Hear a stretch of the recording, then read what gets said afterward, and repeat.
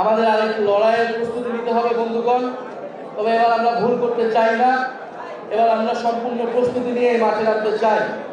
গণ অভ্যুত্থান হয়তো হয়ে গিয়েছিল, সেই গণ অভ্যুত্থান পরবর্তী করণীয় ক্ষেত্রে আমরা অনেক কিছুই ভুল করেছি। ফলে আজকে দেশের এই বেহাল অবস্থা আবারও তৈরি হয়েছে। দেশ আবারও গণতন্ত্র থেকে একদলীয় স্বৈরতন্ত্রের দিকে যাবে কিনা সেই প্রশ্ন উঠেছে। তাই এলো ইনোভার, যেন আপনি লাইফে থাকেন রেডি প্রতিদিন। Innova, designed for now. দেশের প্রতিষ্ঠানগুলোকে আবারই, প্রশাসনকে আবার একদলীয়করণ হচ্ছে। বাংলাদেশ ব্যাংকের পরিস্থিতি আপনারা দেখেছেন, বিডিআর ভাই বোনেরা বাসের পরিস্থিতি আপনারা দেখেছেন, এবং সর্বশেষ আমরা দুদকের পরিস্থিতি দেখলাম।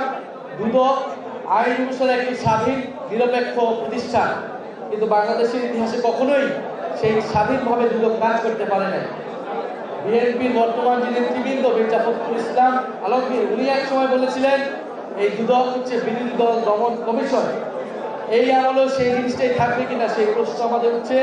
দুদকের চেয়ারম্যান এবং কমিশনাররা কেন পদত্যাগ করলো, সরকার কেন চাপ প্রয়োগ করলো, সরকারের চাপে তারা পদত্যাগ করেছে, সেইটা আমাদের কাছে স্পষ্ট না।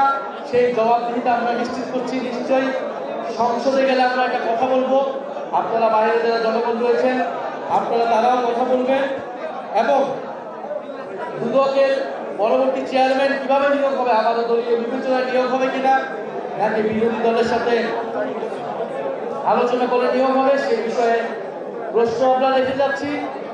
আপনাদের সিলেটবাসীর প্রতি আহ্বান জানাচ্ছি, স্থানীয় সরকারের প্রস্তুতি নিন এবং আপনারা ঐক্যবদ্ধ থাকুন। সামনে আমাদের যে আহ্বান আসবে, যে নির্দেশনা আসবে, সেই নির্দেশনা আপনার সঙ্গে কাজ করবেন।